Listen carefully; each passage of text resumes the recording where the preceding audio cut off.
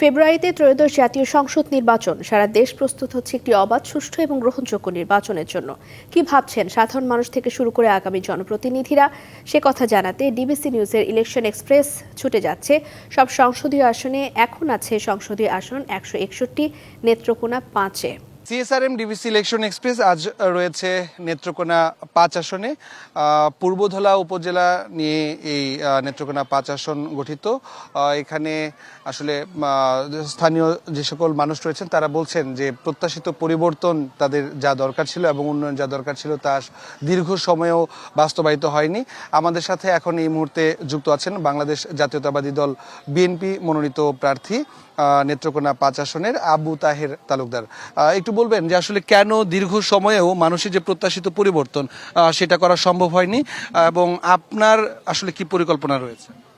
ধন্যবাদ ডিবিসিকে।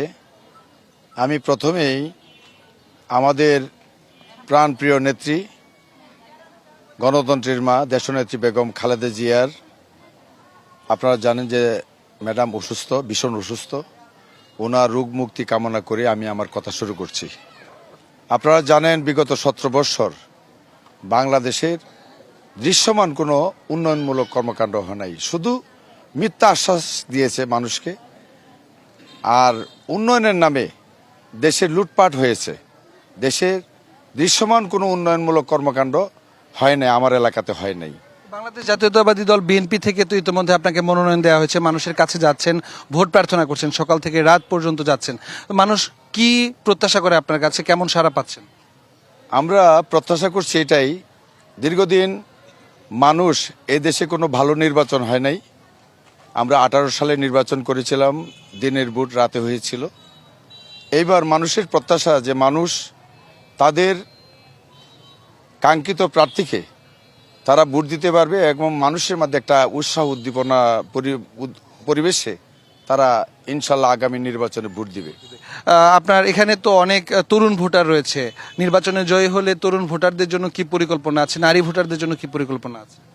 নারী ভোটার এবং যুব সমাজের জন্য আমরা আশা করি যে তাদের প্রত্যাশা অনুযায়ী আমরা তাদের সাথে আলাপ আলোচনা করে নারী সমাজ কিভাবে উন্নয়ন করা যায়, কিভাবে নারী সমাজকে আরও সমাজে তাদেরকে মেধা ভিত্তিক এবং আমরা করতে পারবো, তাদেরকে কাজে লাগাতে পারবো, এই বিষয়ে আমরা সচেষ্ট আছি। একই সাথে শিক্ষা ও স্বাস্থ্য খাতে তো নিশ্চয়ই পরিকল্পনা আছে? হ্যাঁ, অবশ্যই।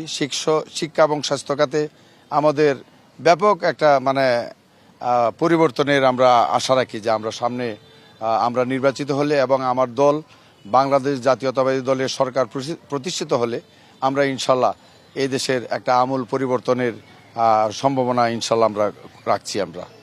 আপনার মাধ্যমে এই পূর্বধলা এলাকার যে মানুষের প্রত্যাশা আছে সেটা পূরণ হবে, এমনটাই প্রত্যাশা এখানকার স্থানীয়দের। সিএসআরএম ডিবিসি ইলেকশন এক্সপ্রেসের সময় দেওয়ার জন্য আপনার প্রতি কৃতজ্ঞতা।